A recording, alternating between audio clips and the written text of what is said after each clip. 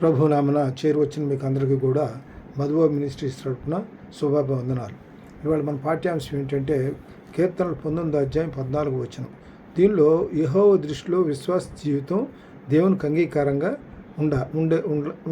ఉండగలిగినట్ల జాగ్రత్త పడాలి. మన విశ్వాస జీవితం ఎట్లా అంటే దేవునికి అంగీకారంగా ఉండాలి. అది తర్వాత దీని 19 అధ్యాయం 14 వచనంలో మనం 19 అధ్యాయం 14 వచనం చూద్దాం. కీర్తనలు.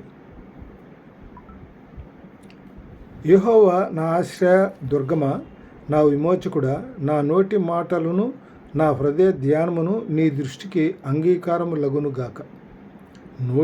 నోటి మాటలను నా హృదయ ధ్యానమును నీ దృష్టికి అంగీకారం అగునుగాక. దీనిలో మన అంశం ఏంటంటే యెహోవా దృష్టిలో విశ్వాస జీవితం దేవునికి అంగీకారంగా ఉండేట్లుగా మనం జాగ్రత్త పడాలి. దీనిలో రెండవది ఏంటంటే కీర్తనలు 33:19లో ఏం చెప్తాడంటే యెహోవా దృష్టి ఆయన యందు భయభక్తులు గల వారి మీదను ఆయన కృప కొరకు కనిపెట్టు వారి మీదను నిలుచును. యెహోవా దృష్టి ఎట్లా ఉంటుందంటే ఆయన యందు భయభక్తులు గల వారి మీద ఆయన కృప కనిపెట్టుకునే వారి మీదుగా యెహోవా దృష్టి నిలుస్తుంది. తర్వాత దినవృత్తాంతాలు 16 అధ్యాయం 2 దినవృత్తాంతం 16 అధ్యాయం 9 వచనంలో ఏం చెబుతాడంటే తన ఎడల తన యథార్థ హృదయం గలవారిని బలపరచుటకై యెహోవా కనుదృష్టి లోకమంతను సంచారం చేయుచున్నది. సామెతలో 15:3 ఏం చెబుతాయంటే యెహోవా కనులు ప్రతి స్థలమందును ఉండును, అవి చెడ్డవారిని మంచివారిని కూడా చూస్తుంది. యెహోవా దృష్టి ఎట్లా ఉంటుందంటే ప్రతి స్థలం మీద ఉంటుంది. ఆయనకి కనుమరుగైంది ఏది లేదు. దీనిలో ఏమో ఇంకో మాట ఏం చెబుతాడు, కనుమరుగైంది లేదు కనుక ఆయన దృష్టికి కనపడినట్టు స్పష్టం కూడా ఏది లేదు. దీనిలో యెహోవా కన్నులు ప్రతి స్థలం మందును ఉండును, చెడ్డవారిని మంచివారిని అవి చూచుండును. తర్వాత మత్తయి 5:45 ఏం చెబుతాయంటే మత్తయి 5:45లో మత్తయి సువార్త 5:45 అధ్యాయంలో మత్తయి సువార్త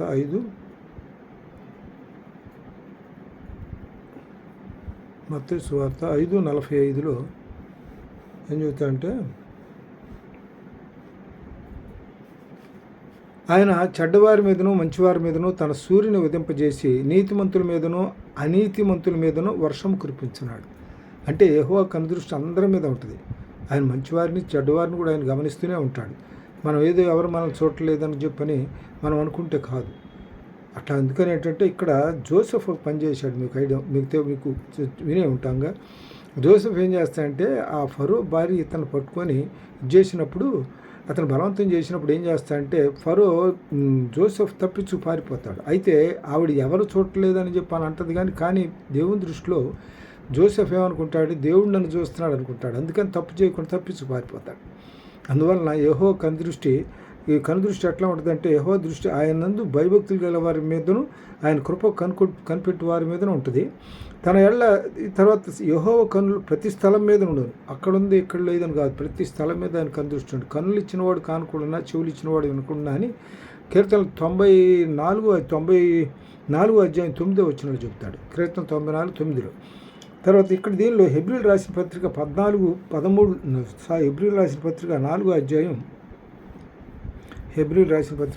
అధ్యాయం 13 వచనంలో హెబ్రీయులు రాసిన పత్రిక 4 అధ్యాయం 13 వచనంలో ఏం చెబుతాడంటే మరియు ఆయన దృష్టికి కనబడనేది స్పష్టమే ఏదీ లేదు. మనం ఎవరికి లెక్క చెప్పవలసి ఉన్నదో ఆ దేవుని కన్నులకు సమస్తము మరుగు లేక తేటంగా ఉన్నది. కాబట్టి ఆయన దృష్టికి కనబడినట్టు స్పష్టము ఏదీ లేదు. దేవుడు సృష్టించిన సృష్టికర్త కదా. ఆయన సృష్టించిందంటే మొత్తం ఆయన సృష్టి ఎక్కడ ఏమిటనేటువంటిది దేవుని దృష్టిలో ఎప్పుడూ ఉంటుంటుంది. ఆయన కనపడిన సృష్టించబడిన ఏది కూడా ఆయన కనపడింది ఏదీ లేదు. మనం ఎవరికి లెక్క ఎప్పచెప్పవలసిందో ఆ దేవుని కనుకలు సమస్తము మరుగు లేక తేటగా ఉన్నవి. తర్వాత ఇంకోటి ఏంటంటే హెబ్రీయులు రాసిన తర్వాత ఈ 2 శామ్యూయలు 12 అధ్యాయం 7-15 వచనాలు చూస్తే 2 శామ్యూయలు 12 అధ్యాయం 7-15 వచనాలు 2 శామ్యూయలు 12 అధ్యాయం 7 నుంచి ఇక్కడ చిన్న 2 శామ్యూయలు 12 అధ్యాయం 7-15 వచనాలు ఏం చెప్తా అంటే ఇక్కడ దావీదుని గురించి చెప్తాడు. ఇక్కడ దావీదు ఏం చేస్తాడంటే సాయంకాల సమయంలో ఒకసారి డాబా మీదకి మిద్దె మీదకి వెళ్ళి నిల్చుంటాడు, అటు ఇటు తిరుగుతుంటాడు. అంటే సాయంత్రం సమయం అంటే కొంచెం ఏదో వాకింగ్ చేయాలనో లేకపోతే ఏదో మంచి ఆలోచనతో వచ్చి ఉండాలి. అయితే అక్కడ పోయిన తర్వాత ఏం చేస్తాడంటే చూడకూడనటువంటి సంఘటన ఒకటి చూస్తాడు. చూడకూడని సంఘటన చూసినప్పుడు ఏం చేస్తాడంటే అతని మనసులో ప్రేరేపింపబడతాడు, చేయకూడని పని చేస్తాడు. అక్కడ జరిగిన సందర్భం ఏంటంటే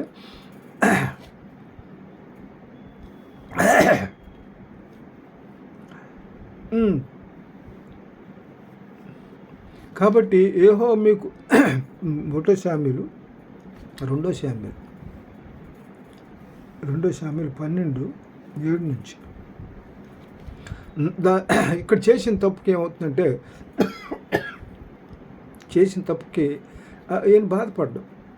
కానీ ఏం చేస్తాడంటే ఇతను చేసి తప్పు చేస్తాడు, దేవుడు అది చూస్తాడు. దేవుడు ఏం చేస్తాడంటే నాతాను ప్రవక్తను పంపుతాడు ఇతను చేసిన తప్పును అతను గుర్తిరగలా చేయటానికి. అయితే ఇతను ఏం చేస్తాడంటే నాతాను వచ్చినప్పుడు నాతాను ఇక్కడ ఒక మాట అంటాడు. ఇక్కడ నాతాను దావీదుని చూచి ఆ మనుషుడు ఇక్కడ దీని ముందు ఇంకొచ్చిన సందర్భం, దాని ముందు మొదటి నుంచి 1 నుంచి వచనాలు చదివినట్లయితే పేదవాడు ఒకడు ఉంటాడు. ఈయనకి ఏమన్నా బాగా అన్ని సమృద్ధిగా ఉన్నాయి, కానీ ఇతనింటికి అతిథి ఒకటి వచ్చినప్పుడు ఏం చేశాడంటే పేదవాడికి ఉన్నటువంటి ఒకే మేకని తీసుకొని ఇతను ఈ ఆతిథ్యంలో దీన్ని ఉపయోగించుకుంటాడు. అయితే ఈ విషయంకి వచ్చేటప్పటికి నాతాను ఏం చేస్తాడంటే వచ్చి అడుగుతాడు. ఏమని అడుగుతాడంటే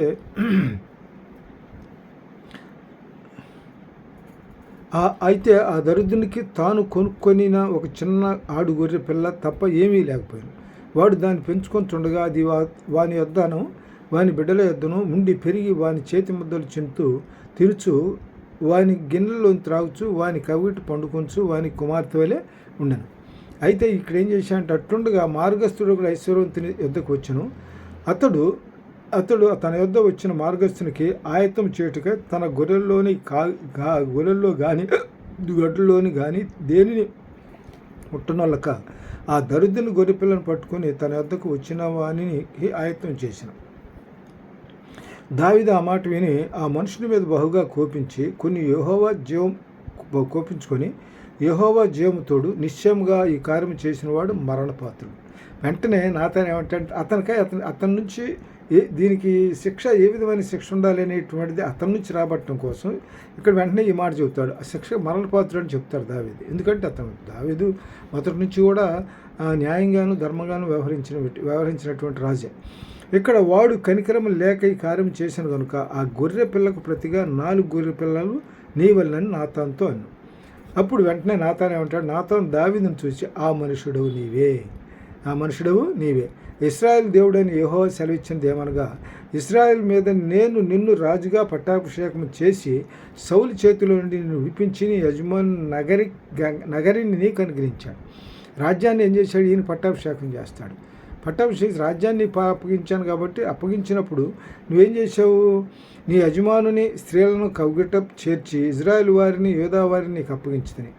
ఇది యజమాని స్త్రీలను అంటే యజమాని స్త్రీలు అంటే ఈయన ఎవరు, యజమాని సౌలు దగ్గర పనిచేశాడు కదా, సౌలు కుమార్తెని ఏం చేసుకుంటాడు. అక్కడ ఒక సందర్భంలో ఏం చేస్తాడంటే సౌలు ఒక మాట చెప్తే దానికి తగినట్టుగా నడుచుకోవటం వలన దానికి ఏం చేస్తాడంటే సౌలు అతని కుమార్తెనిచ్చి వివాహం చేస్తాడు.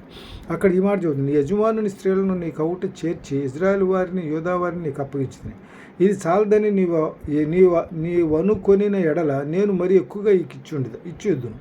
నీవు యెహోవా మాటను తృణీకరించి ఆయన దృష్టికి చెడుతనము చేసి తిరిగి. ఆయన దృష్టికి ఏం చేశాడు, ఆయన దృష్టిలో చెడుతనం చేశాడు. ఈయన హిత్తీయుడు యూరియాను కత్తి చేత చంపించి అతని నువ్వు భార్యగా ఉన్నట్లు నీవు పట్టుకొని ఉన్నావు. అమోనీయుల చేత నీవు అతన్ని చంపించవు కదా, అమోనీయుల చేత చంపించాడు. ఇప్పుడంటే అక్కడ ఏమవుతుందంటే అమోనీయుల దగ్గర యుద్ధానికి పంపుతాడు. యుద్ధానికి పంపించినప్పుడు రబ్బా పట్టణం దగ్గర యోవాబు ఈయన సైనిక అధ్యక్షుడు, ఆయన యుద్ధం చేస్తూ ఉంటాడు, ఇంటి దగ్గర ఉంటాడు. అక్కడ ఏం చేస్తాడంటే యోవాబు యుద్ధం చేస్తూ ఉంటాడు. అయితే యోవాబు యుద్ధం చేసే సందర్భంలో అక్కడ ఏం చేస్తాడనమాట, కత్తి చేత చంపి అక్కడ యుద్ధం చేసినప్పుడు ఏం చేస్తాడంటే ఇతను బత్షెబాతో పాపం చేసిన తర్వాత ఈ విషయం అతనికి తెలియకుండా ఉండటం కోసం అతను ఏం చేస్తాడంటే చంపేయటానికి అది కౌరు పెడతాడు, పంపించమని కౌరు పెడితే వస్తాడు, ఇంటికి పోమంటే పోడు, ఇక్కడే ఉంటాడు. ఇతని వల్ల ఇబ్బంది ఉందని గ్రహించిన దావీదు ఏం చేస్తాడంటే ఇతను తీసుకొని ఇతను ఒక లెటర్ రాసి పంపుతాడు యోవాబుకి. యోవాబు ఏం చేస్తాడంటే యుద్ధంలో ముందు వరుసలో నిలబెట్టి ఏం చేస్తాడంటే అక్కడ మరణించడానికి మార్గంగా క్లియర్గా ఉండేట్లుగా ఏర్పాటు చేస్తాడు. అక్కడ యూరియా చచ్చిపోతాడు. ఇక అప్పుడు ఏమవుద్దంటే బత్షెబాని తర్వాత వివాహం చేసుకుంటాడు అనుకోండి. బత్షెబా కలిగిన కుమారుడే సొలొమోను. బత్షెబా కలిగిన కుమారుడు సొలొమోను. మొదట కుమారుడు పుడతాడు. చేసిన పాపం చేశాడు కాబట్టి ఏం చేస్తాడు, మొదటి కుమారుడిని మొత్తుతాడు దేవుడు. తర్వాత రెండోసారి ఏం చేస్తాడు, సొలొమోను ఇస్తాడు. సొలొమోను ఆయన రాజ్యానికి నెక్స్ట్ దావీదు తర్వాత రాజుగా ఆయన్ని ఎంపిక చేసుకుంటాడు. ఇక్కడ నీవు నన్ను లక్ష్యం చేయక హిత్తీయుడగు యూరియా భార్యను నీకు భార్య గుణులు తీసుకున్నందున నీ ఇంటి వారికి సదాకాలం యుద్ధం కలుగును. నువ్వు ఆ మాట అందుకని ఇక్కడ ఏం చేస్తాడు, ఇక్కడ చేసిన తప్పుకి ఏం చేస్తాడంటే ఇతను దాన్ని యెహోవా దృష్టిలో ఏం చేశాడు, తప్పు చేశాడు ఇక్కడ. కాబట్టి బత్షెబాతో పాపం చేయటం వల్ల యెహోవా దృష్టిలో తప్పు చేశాడు. చేసిన తప్పు పశ్చాత్తాపడి తర్వాత సంవత్సర కాలం పాటు ఏం చేస్తాడంటే చాలా వేదంతో బాధతో ఉంటాడు. ఆ బాధలో ఏం చేస్తాడంటే ఆ బాధలో నుంచి ఆయనకు వచ్చినటువంటి కీర్తనే 51వ కీర్తన. 51వ కీర్తన ఒకసారి చూద్దాం. 51వ కీర్తనలు ఏం రాశాడు ఒకసారి చూద్దాం. 51వ కీర్తనలు 51లో 51వ కీర్తనలు ఎంత పశ్చాత్తాపడుతూ రాశాడంటే 10వ వచనం చూద్దాం. దేవా నా యందు శుద్ధ హృదయం కలుగజేయము, నా అంతరంగంలో స్థిరమైన మనసును నూతనముగా పుట్టించుము.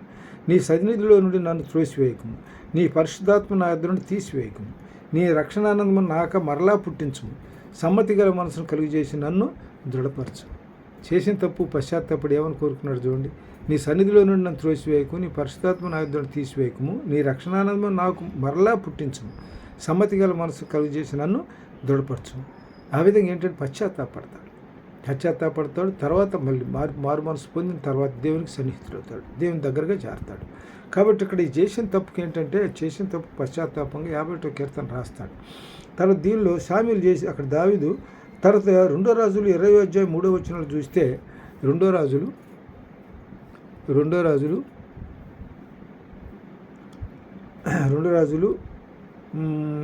అధ్యాయం 3వ వచనం 20వ అధ్యాయం 3వ వచనంలో ఇక్కడ మనకు ఎవరు కనపడతాడంటే హిజ్కియా కనపడతాడు.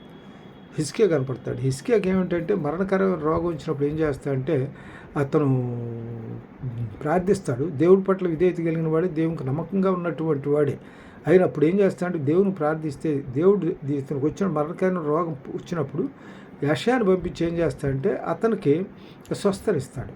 యెషయాను పంపించి ఆ పుండు మీద ఏం చేయమంటాడంటే ఈ అంజూరపు ఆకు రసం పిండి దాని మీద కట్టమంటాడు.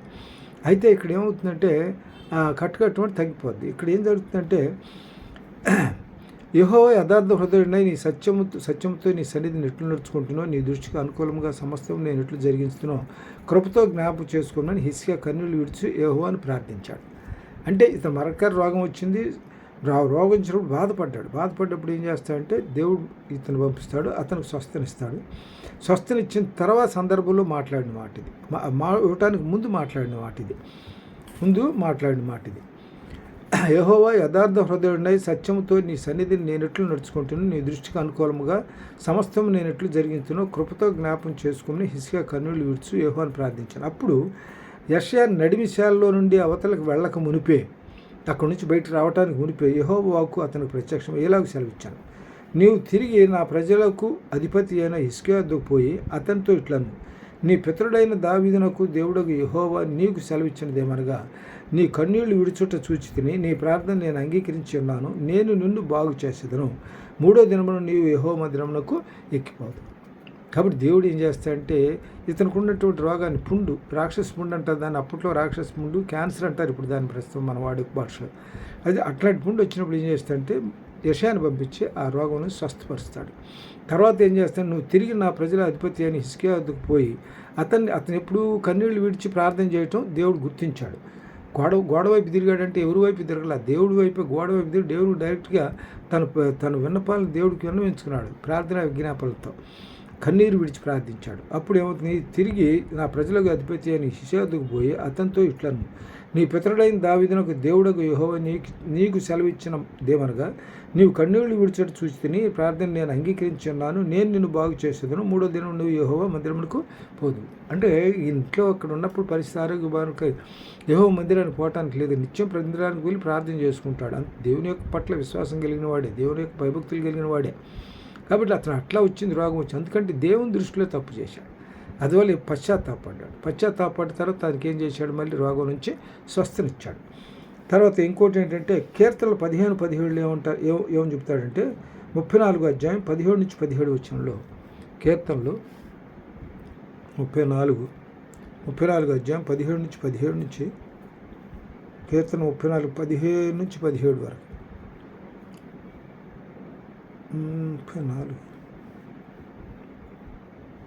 34 అధ్యాయం 15 నుంచి ఇక్కడ యెహోవా దృష్టి నీతిమంతుల మీద ఉన్నది, ఆయన చెవులు వారి మొరలకు ఒగ్గి ఉన్నవి. అంటే ఇక్కడ తన యెహోవా దృష్టి ఎవరి మీద ఉంది? హిజ్కియా మీద ఉంది. కాబట్టి ఆయన ప్రార్థన అంగీకరించాడు, ఆలకించాడు, అతనికి మరి స్వస్థనిచ్చాడు.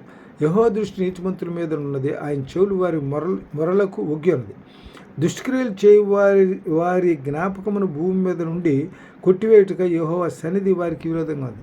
దుష్క్రియలు చేసే వాళ్ళ మీద ఆయన దృష్టి ఆయనకి విరోధంగా ఉంటుంది. వాళ్ళకి మంచి నీతిమంతుల మీద ఆయన దృష్టి ఉంటుంది. దుష్క్రియలు చేసే వాళ్ళ మీద వాళ్ళని ఏం చేస్తుంది? వాళ్ళని భూమి మీద నుండి వాళ్ళని కొట్టివేయటగా యెహోవా సన్నిధి వారికి విరోధంగా ఉంటుంది.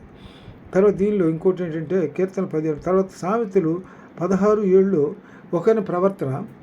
ఒకని ప్రవర్తన యెహోవాకు ప్రీతికరమైనప్పుడు ఆయన వాని శత్రువుల సహా వానికి మిత్రులుగా చేస్తాడు. యెహోవాకి మన ప్రవర్తన ప్రీతికరంగా ఉందనుకోండి, ప్రీతికరంగా ఉంటే మన శత్రువులు కూడా దేవుడు ఏం చేస్తాడు? మిత్రులుగా చేస్తాడు. అంటే దేవుడు దయాసంపన్నుడు అనమాట, దయాసంపన్నుడు. తర్వాత దయాసంపన్నుడు, కరుణా సంపన్నుడు మనం చెప్పచ్చు ఆయన. తర్వాత ఇంకోటి ఏంటంటే మనం ఎప్పుడు కూడా మనం వేసే ప్రతి పని కూడా దేవునికి అంగీకారంగా ఉన్నదా లేదా అనేటువంటి మన ఆత్మ పరిశీలన చేసుకుంటూ ఉండాలి. మన ప్రవర్తన దేవునికి అంగీకారంగా ఉందా లేదా, అది మనం జాగ్రత్తగా గమనించుకోవాల్సిన అవసరం ఉంది. దీనిలో ఇప్పుడు ఏంటంటే తర్వాత ఇది 2 కొరింథీయులకు రాసిన పత్రిక, దానిలో 2 కొరింథీయులకు రాసిన పత్రిక 13 అధ్యాయం 8 వచనంలో ఏం చెప్తారంటే, మీరు విశ్వాసం గలవారై ఉన్నారో లేదో మిమ్మల్ని శోధించుకొని చూసుకోండి, మిమ్మల్ని మీరే పరీక్షించుకోండి. మీరు భ్రష్టులు కాని ఎడల యేసుక్రీస్తు మీలో ఉన్నాడని మిమ్మల్ని గూర్చి మీరే ఎరుగుదురు. అని మమ్మల్ని ప్రతి చిన్న విషయంలో కూడా ఈ పని దేవునికి అంగీకారంగా ఉందా లేదా, నేను తప్పు చేస్తున్నా మనకు తెలిసిపోద్ది. అంతరాత్మ మనకు తెలిసిపోద్ది. మన మనస్సాక్షి మనల్ని గద్దిస్తూనే ఉంటుంది, అయినా తప్పు చేస్తుంటాం ఒక్కోసారి. అయితే దేవునికి విరోధంగా మనం చేసినట్టు. ఇప్పుడు దావీదు ఒకటి పాపం చేసినప్పుడు ఏమన్నాడంటే, బత్షెబతో పాపం చేశాడు, కానీ అయ్యా నీకు విరోధంగా నేను పాపం చేశానంటాడు. నీకు విరోధంగా నేను అదే 51 అధ్యాయంలో మాట చెప్తాడు. అది నీకు విరోధం అంటే దేవుని చేసిన పాపం ఎవరికి విరోధంగా? దేవునికి విరోధంగా పాపం చేశాడు. కాబట్టి అక్కడ ఏం పశ్చాత్తాపడ్డాడు.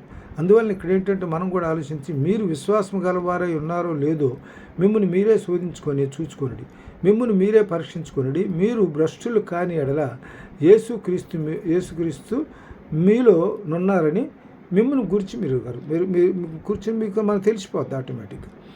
ఇక్కడ ఇంకోటి ఏంటి, యెహెజ్కేలులో 18:26-28 ఏం చెప్తాడంటే, యెహెజ్కేలు గ్రంథం 18వ అధ్యాయం 26-28 వచనాల్లో 26-28 వచనాల్లో ఏం చేస్తాడు? నీతిపరుడు తన నీతిని విడిచి పాపం చేసిన యెడల అతడు దాన్ని బట్టి మరణం నొందును. నీతిపరుడు తన నీతిని విడిచి పాపం చేసిన యెడల అతడు దాన్ని బట్టి మరణం, తాను పాపం చేయుటని బట్టియే కదా అతడు మరణం నొందును. పాపం చేయుట బట్టి మరణం. మరియు దుష్టుడు తాను చేయుచూ వచ్చిన దుష్టత్వం నుండి మరలి నీతి న్యాయములను జరిగించిన యెడల తన ప్రాణమును రక్షించుకోను. దీనిలో యోహాను సువార్తలో ఒక మాట చెబుతాడు. యోహాను సువార్తలో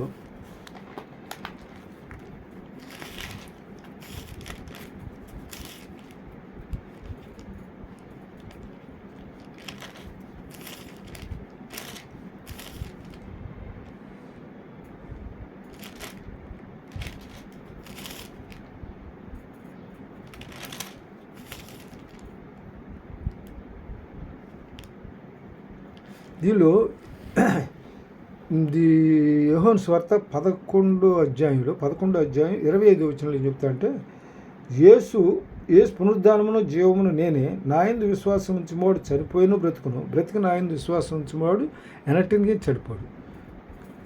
చనిపోడు. ఇక్కడ సందర్భం ఏంటంటే, ఇక్కడ మరియు దుష్టుడు తాను వచ్చిన దుష్టత్వం నుండి మరలి నీతి న్యాయములను జరిగించిన యెడల తన ప్రాణమును రక్షించుకుంటాడు.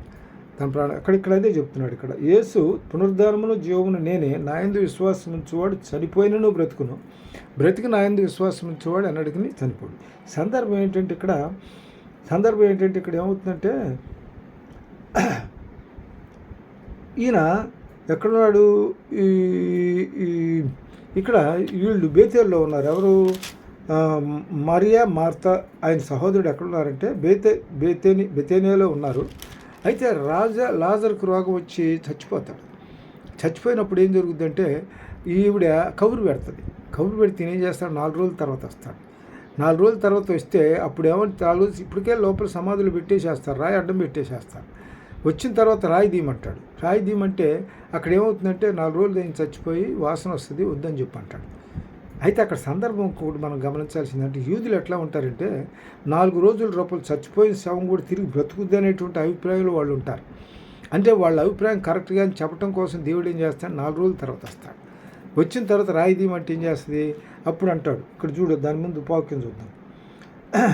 యేసు నీ సహోదరుడు మరలా లేచునని ఆమెతో చెప్పగా మార్త ఆయనతో అంత్యదినమున పునరుద్ధానమందు లేచునని ఎరుగుదాం. అంత్యదినములో పునరుద్ధానం దీనికి 1 తెస్సలోనికైన పత్రిక 4 అధ్యాయాలు చెప్తాడు. తెస్సలోనికైన 4 అధ్యాయం 13 నుంచి 4-5 వచనాలు చెప్తాడు అక్కడ. అది ఇప్పుడు మన సందర్భం. అయితే ఆయన విశ్వాసం ఒకసారి చూద్దాం. ఏమో తెస్సలోనికలో 4 అధ్యాయం, మొదటి తెస్సలోనిక రాసిన పత్రిక 4 అధ్యాయంలో 13వ వచనం చూస్తే, సహోదరులారా, నిరీక్షణ లేని ఇతరుల వలె మీరు దుఃఖపడకుండు నిమిత్తము నిద్రించిన వారిని గూర్చి మీకు తెలియకుండుట నాకు ఇష్టం లేదు. యేసు మృతి పొంది తిరిగి లేచినని మనం నమ్మినేళ్ళ అదే ప్రకారం యేసునందు నిద్రించిన వారిని దేవుడు ఆయనతో కూడా వెంటబెట్టు మేము ప్రభువు మాటను బట్టి మీతో చెప్పినది ఏమనగా, ప్రభువు రాకడ వరకు సజీవులమై నిలిచియుండి మనము నిద్రించిన వారికంటే ముందుగా ఆయన సన్నిధిని చేరము. ఆర్భాటంతోనూ ప్రధాన దూత శబ్దంతోనూ దేవుని బోరతోనూ పరలోకం నుండి ప్రభువు దిగవచ్చును. క్రీస్తునందుండు మృతులైన వారు మొదట్లేవుతురు. ఆ మీదట సజీవులమై నిలిచియుండు మనము వారితో కూడా ఏకముగా ప్రభువును ఎదుర్కొన్నట్టుకు ఆకాశ మండలమునకు మేఘముల మీద కొనిపోబడదు.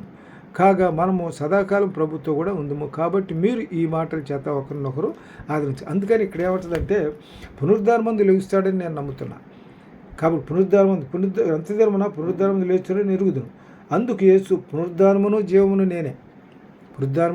నేనే, నా యందు విశ్వాసించువాడు చనిపోయిను బ్రతుకును, బ్రతికి నా యందు ఉంచువాడు విశ్వాసముంచుడు అన్నట్టుగానే చనిపోడు. సందర్భం బట్టి ఈ మాట చెప్తాడనమాట. కాబట్టి ఇక్కడ దీనిలో మనకి ఇంకో విషయం ఏంటంటే మనం దేవుని దృష్టికి ఎట్లా ఉంటుంది? అంగీకారంగా ఉండాలి. మనం చేసే ప్రతి పని కూడా దేవుని దృష్టికి అంగీకారంగా ఉండాలి. దీనిలో యెహెజ్కేలులోకి వచ్చేటప్పటికి యెహెజ్కేలు 18వ అధ్యాయం 26, యెహెజ్కేలు 18వ అధ్యాయం 26 నుంచి 28 వరకు, యెహెజ్కేలు 26 నుంచి 28 వరకు ఏంటంటే ఇక్కడ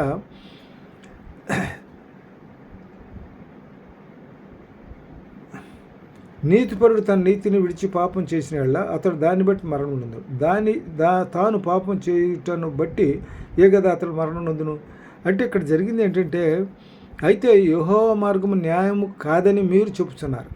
యెహోవా మార్గం ఎవరు చెప్తున్నారు? వీళ్ళు ఇజ్రాయేలీలు చెప్పుకుంటున్నారు.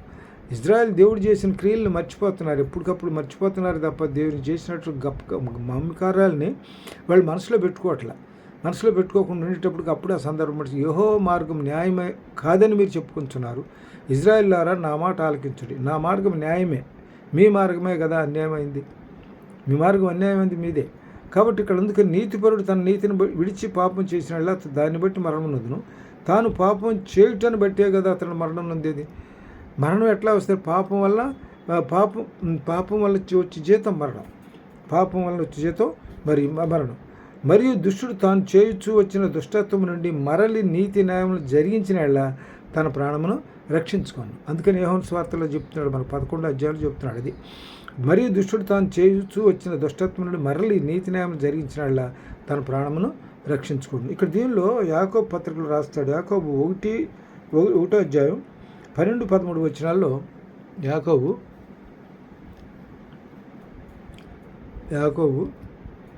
1వ అధ్యాయం 12-13 వచనాలు చూద్దాం. మన మనకి జీవితంలో కొన్ని శోధనలు వస్తాయి. శోధనలు సహించేవాడు ధన్యుడు. శోధనలు ఎవరు పెడతారు? దేవుని వల్లనే శోధనలు. దేవుడి వలన పెడుతున్నారు అనకూడదు మనం అక్కడ. మన క్రియలను బట్టి అది కింద చెబుతాడు. దీనిలో మాట చూద్దాం. శోధన సహించేవాడు ధనుడు, అతడు శోధనలకు నిలిచిన వాడై ప్రభువు తను ప్రేమించిన వారికి వాగ్దానం చేసిన జీవ కిరీటమును పొందును. శోధన సహించేవాడు ధన్యుడు, అతడు శోధనకు నిలిచిన వాడై ప్రభువు తను ప్రేమించిన వారికి వాగ్దానం చేసిన జీవ కిరీటమును పొందును. దేవుడు కీడు విషయమై శోధింపబడ నేరడు, ఆయన ఎవరినీ శోధింపుడు కనుక ఎవడైనాను శోధింపబడినప్పుడు నేను దేవుని చేత శోధింపబడుచున్నానని అనకూడదు. దేవుని చేత శోధింపబడుతున్నాను. ఎందుకంటే ప్రతివాడు తన స్వకీయమైన దురాశ చేత ఈడుబడి మరలు కొలబడిన వాడై శోధింపబడి. స్వకీయ దురాశలు చూపునే అత్యాశపరుడైనటువంటి మగాడు సంతోషంగా ఉండదు, ఎక్కడ ఉండదు. అత్యాశ అంటే ఏంటి? అతను శోధనలోకి నెట్టేస్తుంది. శోధనలోకి నెట్టేయటమంటే దానిలో మనం ఏం చేస్తామంటే అది దీని మీద కోరికలు, అంటే ఈ లోకంలో ఉన్నటువంటి వాటి మీద కోరికలు వాళ్ళకి. అంటే శరీరాశ, నేత్రాశ, జీవపడము అవి దేవుని వలన పుట్టినవి కాదు. దీనిలో యోహాను సువార్త చూద్దాం. యోహాను సువార్తలో మొదటి యోహాను 2వ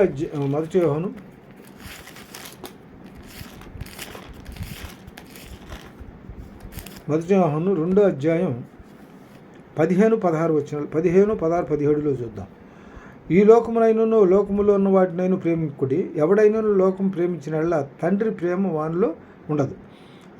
లోకములో ఉన్నదంతయు అనగా శరీరాశయు, నేత్రాశయు, జీవపడము తండ్రి వలన పుట్టినవి కావు. ఇవన్నీ లోక సంబంధమైనవి. లోకమును దాని ఆశ గతించిపోవును కానీ దేవుని చిత్తం జరిగించేవాడు నిరంతరము నిల్చును. దీనిలో దీనిలో ఏమని చెప్తాడంటే ఫిలిప్పీ 4లో ఫిలిప్పీ 4లో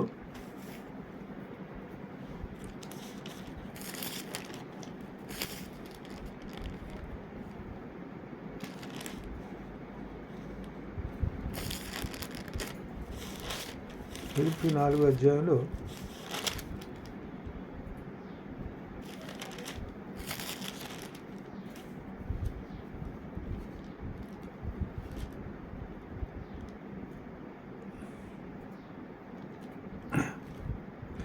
ఫిలిప్పీ 4వ అధ్యాయంలో 11వ వచనం చెబుతాడు. పౌలు ఎన్నో శ్రమలు అనిపించాడు. అనిపించిన దాన్ని బట్టి ఆయన రాసి చెప్తుంది ఏంటంటే, నాకు కొదువ కలిగినందున నేనేలాగ చెప్పట్లేదు. నేను ఏ స్థితిలో ఉన్నానో ఆ స్థితిలో సంతృప్తి కలిగి నేర్చుకుని ఉన్నాను. దీన స్థితిలో ఉన్న ఎరుగుదును, సంపన్న స్థితిలో ఉన్న ఎరుగుదును. ప్రతి విషయంలోనూ అన్ని కార్యంలోనూ కడుపు నిండుటకు, ఆకలి ఉంటకును, సమృద్ధి కలిగి ఉంటకు, లేమిలో ఉండటకు నేర్చుకుని ఉన్నాను. అయితే నన్ను బలపరచిన వానిదే నేను సమస్తము చేయగలను. అక్కడ నన్ను బలపరచువాని సమస్తం ఏది చేసినా కూడా దేవుడు ఏం చేస్తాడంటే ఆయన బలపరచు అనేది నేను సమస్తం చేయకూడదని పౌలు భక్తుడు ఇక్కడ దీనిలో చెప్తున్నాడు. దీనిలో ప్రతివాడు తన స్వకీయ దురాశ చేత ఈడుబడి మరలుకొలబడిన శోధింపబడి దురాశ గర్భం ధరించి పాపమును కనుక పాపం పరిపక్వమై మరణం కొను. ఇక్కడ ఏం చెప్తున్నారు? దీనిలో యెహెజ్కేలు ఏం చెప్తున్నాడు మనకి? యెహెజ్కేలులో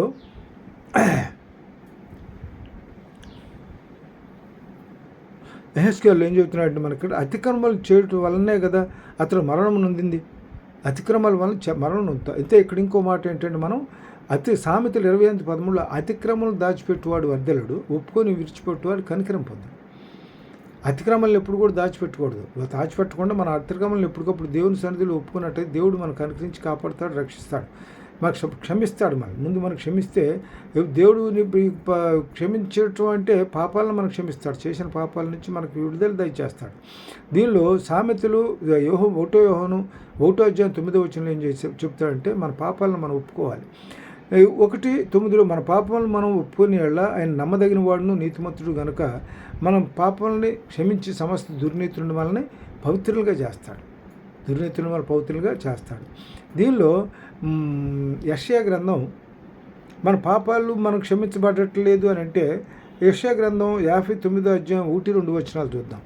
యెషయా గ్రంథం 59వ అధ్యాయం 1-2 వచనాల్లో మనకెందుకని మన పాపాలు క్షమించబట్టలేదు, మనం రక్షణ పొందలేకపోతున్నాం అంటే, దేవుని దృష్టిలో దేవునికి యోగ్యంగా మనం అంగీకారంగా నడుచుకోలేకపోతున్నాం అంటే కారణం ఏంటంటే, ఇక్కడ 59:1-2 వచనాల్లో 59వ అధ్యాయం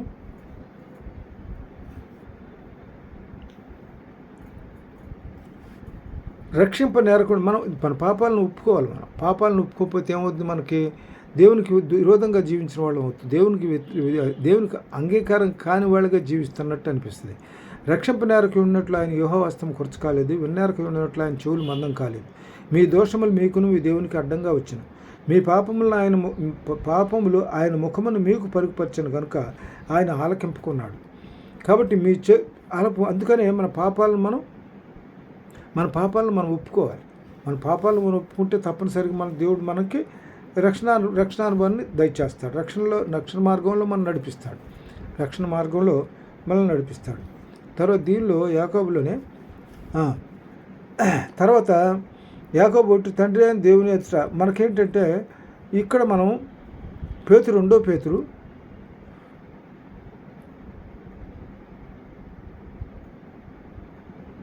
తర్వాత దీనిలో ఆదికాండం 6:8 యోనా 1:2 చూద్దాం. యోనా 1:2 యోనా 1 అధ్యాయం 2వ వచనంలో దేవుడు ఏం చేస్తాడంటే నినివే పట్టణస్థులు వాళ్ళ దోషం ఎక్కువగా ఉందని చెప్పి వాళ్ళని రక్షించడం కోసం వాళ్ళకి మీరు రక్షించబడకపోతే మీరు పూర్తిగా నాశనం మహాపట్నం దాన్ని దుర్గతి కలుగు నుంచి ప్రకటించమని చెప్తే దేవుడు యోనాని అక్కడ పంపుతాడు. యోనా కూడా ప్రవక్త. అయితే ఈయన ఏం చేస్తాడంటే వాళ్ళ పరిస్థితి యోనాకు బాగా తెలుసు కనుక ఏం చేస్తాడంటే వాళ్ళకి పోయి ప్రకటించడానికి ఇష్టపడక ఏం చేస్తాడంటే ఆయన ఎక్కడికి పోమంటాడు, నినివే పట్టణానికి పోమంటే ఈయన ఏం చేస్తాడంటే తర్షీసుకు పోతాడు. తర్షీసు పోయేటువంటి వాడెక్కితే దేవుడు ఏం చేస్తాడంటే దానిలో ఈయన ప్రయాణం అయిపోతుండగా ఏమవుతుందంటే పెద్ద తుఫాను వస్తుంది. తుఫాన్లు వీళ్ళు ఏం చేస్తారంటే వాడని తేలిక చేయడం కోసం దానిలో ఉన్న సామాను బయటపడేస్తారు. అయినా తుఫాను తగ్గదు. అప్పుడు ఏం చేస్తారు, వీళ్ళంతా వచ్చి వాడ అడుగును పడుకొని నిద్రపోతున్న వాడిని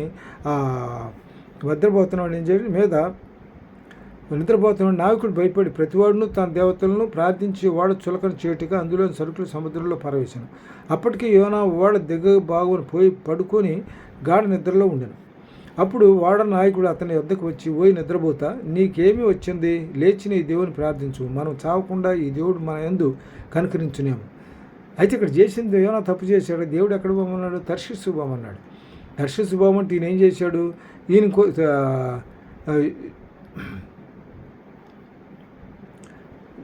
దేవుడికి ఎక్కడ పోమన్నాడు, ఇక్కడ దేవుడు ఈ తర్షీసు పోతున్నాడు. ఎక్కడ పోమన్నాడు, నినివే పట్టణానికి పోమంటే ఈ తర్షీసు బయలుదేరాడు. అందుకని అక్కడ ఆ విపత్తు వచ్చింది. అప్పుడు ఏం చేస్తారంటే వీడిని ఏం చేస్తారు, అడుగుతారు. ఇప్పుడు వాళ్ళంతా కూడా ఎవరి దేవతలను వాళ్ళు పూజించుకుంటారు, ఎవరి దీన్ని పూజించుకుంటారు. అతడు అక్కడ ఏం చేస్తారంటే నువ్వు చేసిన పని కరెక్ట్గా కాదు, జనం చాలామంది చచ్చిపోయే పరిస్థితి ఉంది కాబట్టి అని చెప్తూ అక్కడ వాడనాయకుడు అతడు వారితో ఇట్లన్నాడు, నేను హెబ్రీయుడను, సముద్రమునకు భూమికి సృష్టికర్తను ఆకాశమందుడు దేవుడై ఉన్న యెహోవా యందు నేను భయభక్తులు గలవాడినై ఉన్నాను.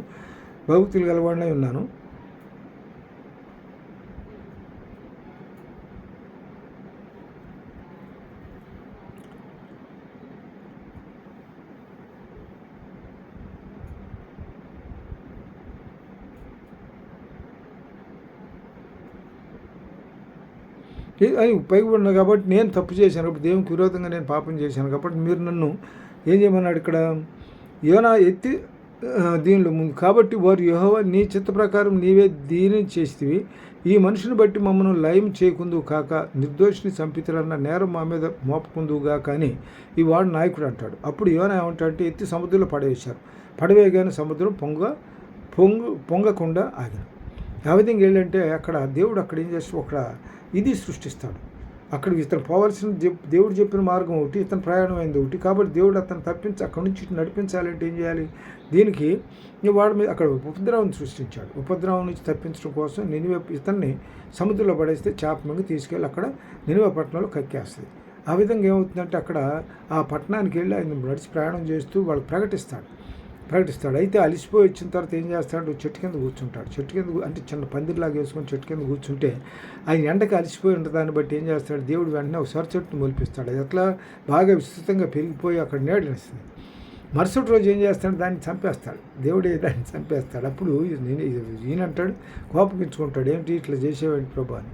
అవును, ఇవి కొన్ని వేల మంది జనాభా ఉన్నటువంటి నా బిడ్డల పట్ల నీకు అంత ఇదిందే, మరి నీ విషయంలో నేనేమనుకోవాలి? నువ్వు ఒక్క దీనికి ఇట్లా చేసినందుకే నువ్వు ఇంత బాధపడుతున్నావు. వాళ్ళ బిడ్డల నిమిత్తం నేను పంపిస్తే నువ్వు దాని గురించి ప్రత్యేక శ్రద్ధ తీసుకోకుండా ఇట్లా చేసావు, నాకెంత బాధ ఉంటుందని అక్కడ అతన్ని హెచ్చరిస్తాడు. హెచ్చరించడానికి తను చేసిన తప్పును, అతనికి తప్పు చేసావని తప్పును గుర్తెరిగేలాగా చేస్తాడనమాట. కాబట్టి ఇక్కడ అట్లా నినివే యోనా గురించి అది.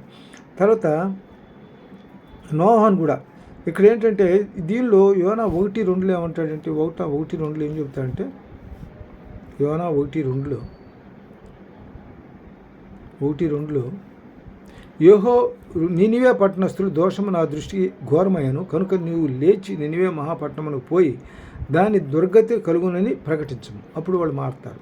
అయితే ఇక్కడ దుర్గతి ప్రకటించిన తర్వాత వీళ్ళంతా కూడా ఏం చేస్తారంటే ఈయన చెప్పిన ప్రకటన రాజు దాకా వెళ్ళిపోద్ది. అందరూ కలిసి ఏం చేస్తారంటే 3 రోజులు ఉపవాసాలు ఉండిపోతారు. గుడ్లకి వాటికి కూడా పశువులకి గొర్రెలకి మేక ఎద్దులకు కూడా వాళ్ళు ఏం గడ్డి వేయరు. ఆ 3 రోజులు అందరూ మొత్తం నినివే పట్టణం అంతా కూడా ఉపవాసం ఉంటారు. అప్పుడు దేవుడు వాళ్ళని కనికరించి వాళ్ళ మీదకి వచ్చేటువంటి ఉగ్రతని తప్పించుకుంటారు. తర్వాత దీనిలో ఆదికాండం 6వ అధ్యాయం 6-8 వచనాల్లో చూద్దాం. ఆదికాండం 6వ అధ్యాయం 6-8 వచనాల్లో 6-8 వచనాల్లో ఇక్కడ మనకు ఎవరు కనపడతారంటే మరి నోహ కనపడతాడు. ఇక్కడ నోహ ఏం చేస్తాడు? దేవుడు వాళ్ళని ఏం చేస్తాడు? అందరూ కూడా జలప్రళయానికి ముందు వీళ్ళంతా కూడా వాళ్ళది ఎట్లా ఉంటుందని తాను భూమి మీద నరులను చేసినందుకు యెహోవా సంతాపం అంది తన హృదయం నొచ్చుకుంటాడు. అప్పుడు యెహోవా నేను సృజించిన నరులతో కూడా జంతువులను, పురుగులను, ఆకాశ పక్షులను భూమి మీద ఉండకుండా తుడిచివేయదును, ఏలాంటిగా నేను వారిని సృష్టించినందుకు సంతాపం చెందుతున్నాను చెప్తాడు. అప్పుడు ఏదైతే దాతే యెహోవా ఒక్కడే దృష్టికి కృపొందినవాడు అంటే నీతిపరుడును, తన తరములలో నిందారహితుడై ఉన్నాడు. అప్పుడు యెహోవా దృష్టి ఎందుకు కృపను పొందినవాడు కనుక అక్కడ ఏం చేస్తాడంటే నోహ కుటుంబాన్ని అక్కడ జలప్రళయం నుండి కాపాడతాడు. ఇక్కడ దీనిలో ఈ మాట చూద్దాం. నోహు యెహోవా దృష్టి యందు కృప పొందినవాడైన తన తరముల్లో నీతిపరుడును, నిందారహితుడై ఉండను. నోహు దేవునితో కూడా నడిచినవాడు. దేవుడు బతికిన సంవత్సరాలు 300 సంవత్సరాలు దేవుడితో కూడా నడుస్తాడు. తర్వాత దేవుడు నోహని పైకి మనిషి శరీరంతో కూడా కొనిపోబడతాడు. తర్వాత ఇంకోటి 2 పేతురు 3:13-14 ఆయన వాగ్దానం బట్టి క్రొత్త భూమి క్రొత్త ఆకాశం కొరకు కనిపెట్టు.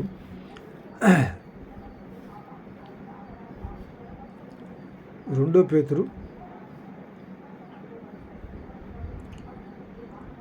3:13-14 చూద్దాం. 3:13-14 ఇక్కడ ప్రియులారా, వీటి కొరకు మీరు కనిపెట్టువారు గనక శాంతం గలవారా ఆయన దృష్టికి ఎట్లా ఉండమన్నారంటే నిష్కలంకులు కానీ నిందారహితులు కానీ కనపట్లు జాగ్రత్త పడాలి. దేవుని దృష్టికి ఎట్లా ఉండాలంటే అంగీకారంగా ఉండాలంటే ఆయన దృష్టికి నిష్కలంకులుగాను నిందారహితులుగా కనపడాలి. అంటే వీళ్ళు దేని గురించి కనిపెట్టుకుంటున్నారు? వీళ్ళు పైన చూద్దాం. 13 అయినను మనం ఆయన వాగ్దానం బట్టి క్రొత్త ఆకాశం కొరకును కొత్త భూమి కొరకు కనిపెడుతున్నాము, వాటి యందు నీతి నివసించను.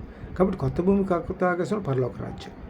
మన పరలోక రాజ్యానికి వారసులుగా ఉండాలంటే మనం ఏం చేయాలి?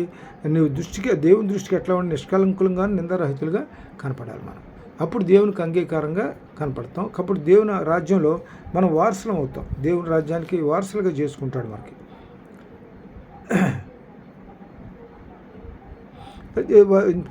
తర్వాత దీనిలో యాకోబు 1:27 ఏమంటాడంటే తండ్రి అని దేవుడి ఎదుటను మనం దేవునికి అంగీకారంగా ఉండాలంటే యాకోబు